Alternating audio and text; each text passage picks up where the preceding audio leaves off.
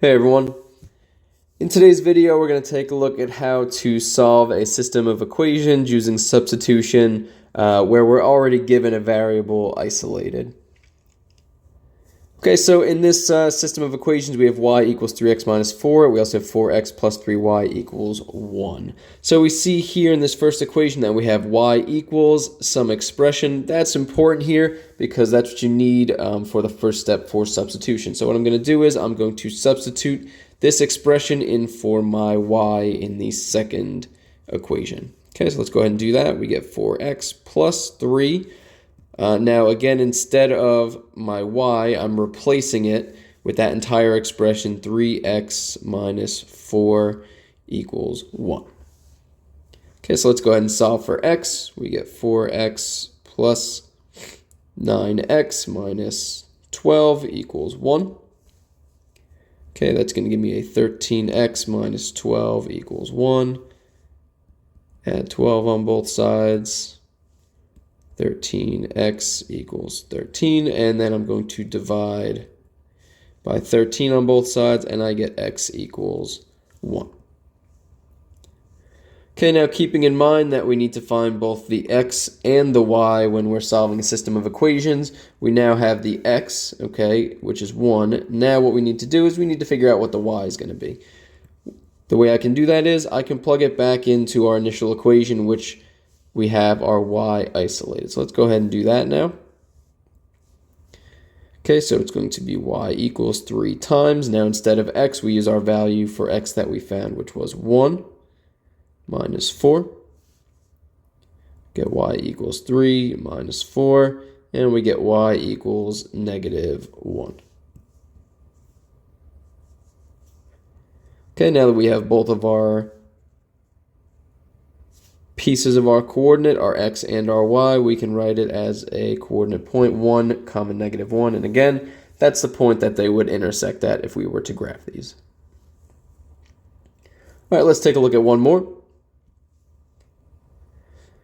All right, now in this example, it's a little bit different because instead of having y by itself, we have x by itself. But we have the same idea when we have x by itself. It just means that we're going to plug in for x instead of y. All right. So I'm going to plug in this expression in for my x value in the second equation. Okay, so we have 2 times. Now instead of x, I'm going to write 3y plus 1 plus 4y equals 12. So again, this piece here represents what was our x, but is now our expression. Okay, and now we're going to solve for y. So we get 6y plus 2 plus 4y equals 12. Okay, my like terms, I have 10y plus 2 equals 12. Subtract 2 on both sides, and we get 10y equals 10. And divide by 10, and we get y equals 1. Okay, same thing here. We know that we need both our x and our y in order to fully solve here. So we need to do the same thing that we do at the end of all of these substitution questions. We need to plug it back in to figure out what our other value is going to be.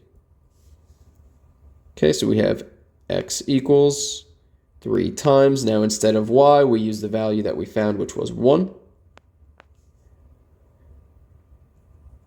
Plus 1. Okay, so we get x equals 3 times 1, which is 3, plus 1, so we get x equals 4. Okay, so now we have our x and our y. We can go ahead and write them as a coordinate. Okay, it's going to be the point 4, comma 1.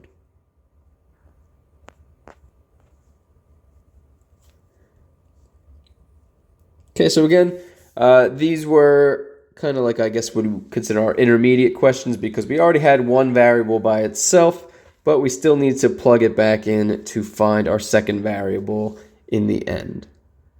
Okay, but again, solve for one variable. Once you get one, plug it back in and solve for the other one.